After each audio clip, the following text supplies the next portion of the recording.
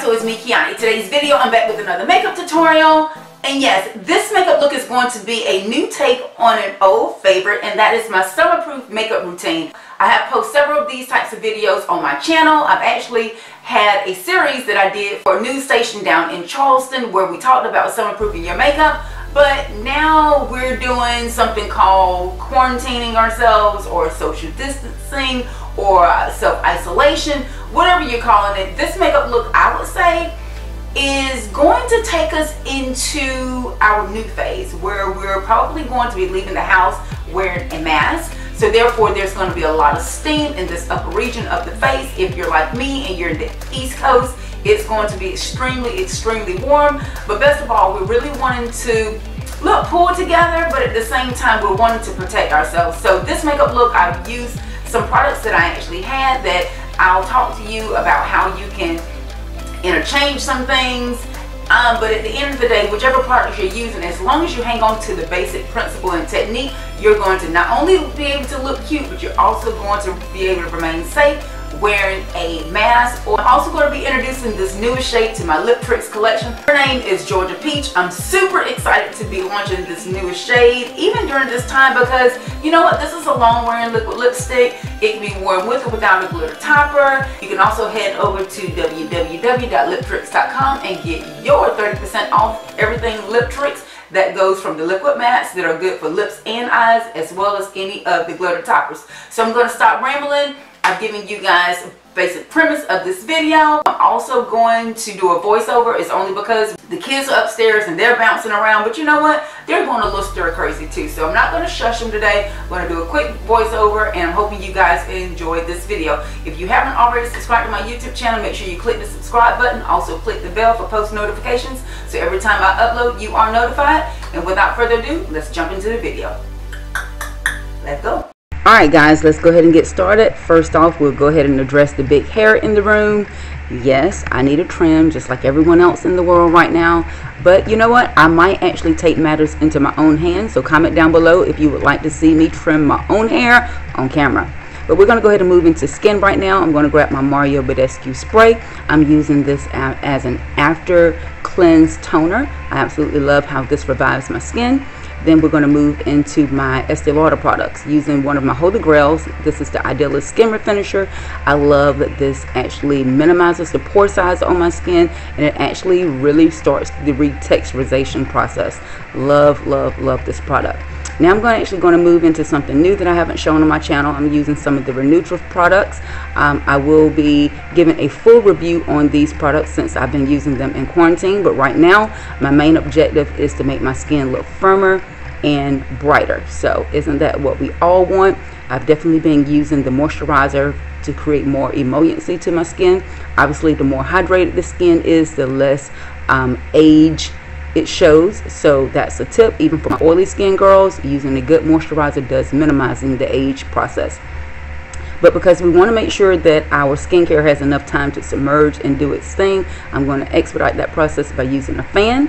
And now I'm going to move into something else new. This is my Stilia full coverage foundation. You guys, I absolutely love this foundation. I didn't want to. I've tested it with the samples that I had from a beauty box. And yeah, I completely ran out of shade medium 9, so that is definitely my shade. So right now I'm actually going to be mixing 2 more pieces from the sample, but again, for shade reference, I am medium number 9. But as far as what I love about this foundation, it's lightweight, high definition, has buildable coverage, oil free, and did I mention that it's matte? I really love the wearability of this foundation. I really love that it doesn't look like I have on a matte foundation, but the hold is really nice as well.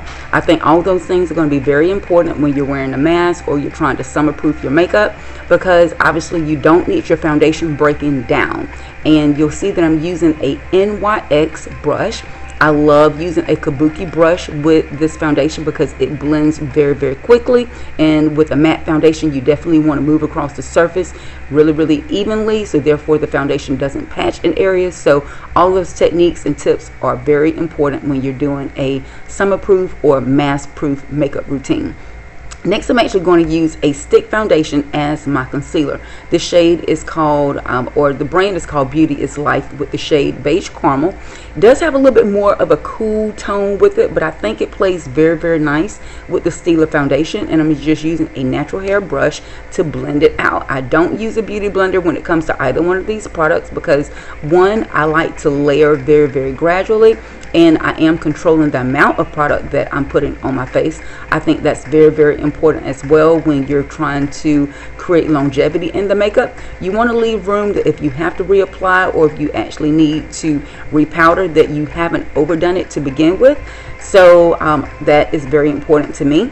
And then I'm going to also set my entire face. This is something else I normally do not do under normal circumstances, but I think we have definitely moved into a new normal. So I'm setting my face with my Ben 9 neutral set powder. You'll see that it looks like talc powder, it looks white, but at the end of the day it does settle down. It makes sure everything stays nice and matte, and it doesn't create any cast or flashback on my skin. Now, you'll see that I was very expressionative there because I've been having the worst time with my left eyebrow, or to you it's my right eyebrow. This is the eye that I've been noticing is losing its arch, it's losing its fullness. So I've definitely hit the phase in life that the skin is going to try to fight back. So I'm having to figure out a new technique when I'm working with my brows. So I just really go ahead and take the brow by my hands. I'm using two different brow pencils. I'm using the shade Auburn and Medium Brown by Mora, and you'll see that brow alone looks great, but can I tell you that this was probably like a 20-minute process to get both of those brows to match up. Yeah, moving on. We're going to go ahead and move into contouring. You guys know that there is no makeup look, 5-minute, 20-minute, 30-minute, 45-minute look that I don't contour some kind of way. But here I'm using my sculpting palette by Sigma, and yeah, I am just creating a little bit more contour to my face. I do have a super round face, and I like to kind of bring out my cheekbones, so contour definitely seals the jam. And we're going to move into a Visor palette right now, and we're going to use a lot of shimmer, which is something totally different for me. I'm normally more of a matte eyeshadow girl, and but we want this to be really, really simple. So I'm using basically two colors to create the entire look, and I'm using a super fat fluffy brush, which probably looking back wasn't the best thing, but it did cover a large surface area, but it did create a lot of fallout. So just kind of keep that in mind. You want to be able to clean up underneath the area if this technique you kind of like. But what I liked about it the most is very, very fast, and it was very effective when I was putting that shimmer shadow on my lid. So kind of keep that in mind as well.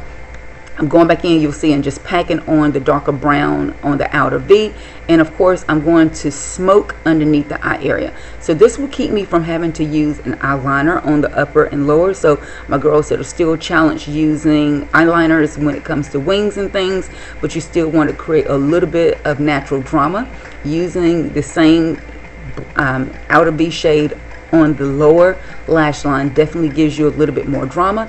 And then I'm using a synthetic brush and just kind of blending out the harsh lines and pushing it directly into the concealer that I kind of cleaned my underbrow area with. So it creates a very, very nice transition, very, very easy.